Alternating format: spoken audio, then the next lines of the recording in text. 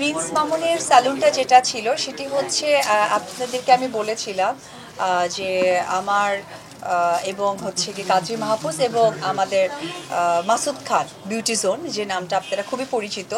তো মাসুদ ভাইয়ের সাথে আমার একটু কমিউনিকেশন গ্যাপ হয়ে গিয়েছিল, যেহেতু আমি একটা বিজনেস প্রতিষ্ঠান এবং এটা আমি রান করব। আমি পরবর্তী সময় জানতে পারি যে প্রিন্স মামুন এবং হচ্ছে মাসুদ খান তারা দুজন এটার মালিকানা ছিলেন। এবং লাস্ট কিছুদিন আগে আমার একটা মিটিংও হয়েছে প্রিন্স মামুনের সাথে, যেটা এখন প্রিন্স মামুন নেই। প্রিন্স মামুনের যে অংশটুকু আছে সেটা আসলে আমি এবং কাজী মাহফুজ মিলে রান করব। আর আমাদের যে মাসুদ খান ভাইয়া আছেন উনি তো আছেনই। সো প্রিন্স মামুনের অংশটুকু এই মুহূর্তে এখন আমি বা কাজী মাহফুজ পরিচালনা করব। সর্বপ্রথম আমি অনেক বছর ধরে সিনেমা অঙ্কনে কাজ করছি। আমাদের বাংলাদেশের মানুষ আমাকে যেভাবে ভালোবাসেন, তো ওই ভালোবাসা থেকেই আসলে একটা পথ প্রদর্শক বলতে পারেন। তো আমার কিছু অনুসারী আছে, ভালোবাসার মানুষ আছে, ফ্যান ফলোয়ার্স আছে। কেউ যখন নতুন ব্যবসা প্রতিষ্ঠান আসলে করতে চায় তখন চাই যে আমার যেন এইটা একটা মার্কেটিং হয়, আমি যেন অনেকের কাছে আমার এই বিজনেস, আমার এই যে সুন্দর উপস্থাপনাটা যেন পৌঁছে দিতে পারি। সেই পৌঁছানোর সাথেই কিন্তু আমাদের কি হয় যে একজন যে মানুষকে সকলেই পছন্দ করে বা যে মানুষের কাজ দেখতে সেই অনেক আগে থেকেই দেখে আসছে, তখন কিন্তু সেই মানুষকেই চায়। যার কারণে অনেক সময় আমাকে অনেকেই হয়তো বা হেট করে হোক বা ভালো লাগা থেকে হোক বলে যে অপু বিশ্বাস পার্লার ওপেনিং বা নারীদের সাথে সবসময় থাকে। এতে করে আমি একদমই কষ্ট পাই না, আমি খুশি হই। এই কারণে, কারণ যে মানুষটা আমাকে হেট করে সেও আমার এই কাজটাই দেখছে, যেটাই আমার লক্ষ্য, যে আমার কাজটা মানুষের কাছে পৌঁছে দেওয়া। সো আজকে এই পার্লার এত সুন্দর একটা উদ্যোগের সাথে নিজেকে যুক্ত করতে পেরেছে এবং আমাকে ডেকেছে, সত্যিই ভালো লাগছে। আজকে একটা বিশেষ দিন, সেটি হচ্ছে সিনথিস বিউটি লাউঞ্জ।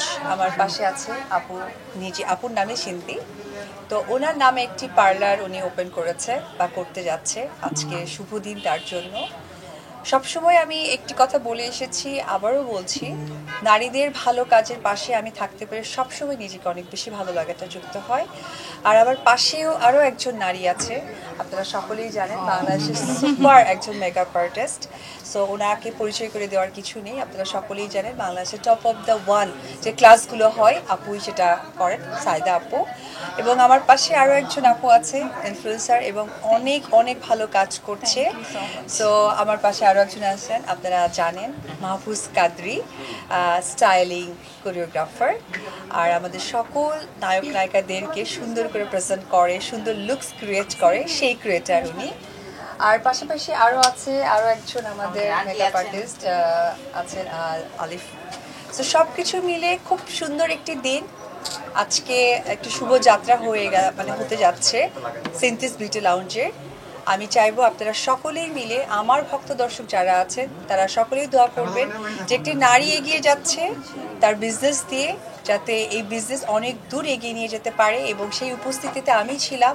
আমি যেন মনে করি আমি তার বড় বোনের মতো, আমার অনুপ্রেরণা, আমার ভালোবাসা যেন তার সাথে সবসময় থাকে। এইখানে আমার উত্তর দেওয়ার কিছু নেই, এটা সত্যিই ভালোবাসা। এটাই আমার চাওয়া পাওয়া, আমার কাজের তো এটাই অ্যাওয়ার্ড। আমি স্টেজে উঠে একটা অ্যাওয়ার্ড থেকে ইম্পর্টেন্ট হচ্ছে যে ম্যান টু ম্যান যখন আমাকে নিয়ে ভালো মন্তব্য করবে, ওটাই আমার কাছে অ্যাচিভমেন্ট, যেটা আমার সারা জীবন থেকে যাবে। অ্যাওয়ার্ড হয়তো বা জং পড়ে যেতে পারে, বাসা চেঞ্জ করার সময় হারিয়ে যেতে পারে, কিন্তু মানুষ যারা ভালোবাসবে, আমাকে ইন্সপায়ার করবে, এই অ্যাওয়ার্ডটা আসলে কখনোই হারার নয়। তো সেই জায়গা থেকে এটা ভালোবাসারই একটা প্রতীকী কথা আমি বলবো, আমি সাধুবাদ জানাই। এবং আমার চেষ্টাটাই থাকে যে আমাকে মানুষ যেভাবে ভালোবেসে এসেছে, যেমন আমার বাচ্চার পর আমাকে সবাই দেখেছিল, এটা আসলে মানে নায়িকা উপবিশ্বাস ছিলেন না, ওটা মা উপবিশ্বাস ছিলেন। সো এটা আমার হাত ছিল না। যখন আমার হাত এসে গেছে তখন আমি ঠিকই আমার দর্শকদেরকে হতাশ করছি না, কাজের জায়গাটা এগিয়ে নিয়ে যাচ্ছি। আসলে দেখেন, আমার পরিচয় তো চলচ্চিত্রের নায়িকা, এটা হচ্ছে কি আমার সব থেকে বড় পরিচয়। আমাকে যে দর্শকরা চেনেন তারা আমার পরিচয়টাই জানেন নায়িকা থেকে, এবং যে ব্র্যান্ড থেকেই আমাকে ডাকেন তারা কিন্তু অপবিশ্বাসকেই ডাকেন। সো অপবিশ্বাসকে ডাকার মাঝখানে একটা পরিচিতি ব্যাপারটা থাকে, সেটা হয়তো বা যে কেউ হতে পারে। আমি ওনার কথা কি কখনোই নেগেটিভ বলবো না, উনি আমার যথেষ্ট সিনিয়র একজন মানুষ, ওনাকে আমি সম্মান করি এবং সম্মানের জায়গায় সারা জীবন উনি থাকবে। উনি হয়তো আবেগ বা আক্ষেপ থেকে বলেছে, বাট এটা কখনোই সত্য নয়, কারণ অপু বিশ্বাসের পরিচিতি আসলে নতুন করে দেওয়ার কিছু নেই। যেহেতু আমি 20 বছর ধরে চলচ্চিত্র অঙ্গনে কাজ করছি এবং যে প্রোডাক্টগুলো এখন হচ্ছে হয়তো বা সেই প্রোডাক্টগুলোর বয়স হতে পারে 5 বছর, 10 বছর।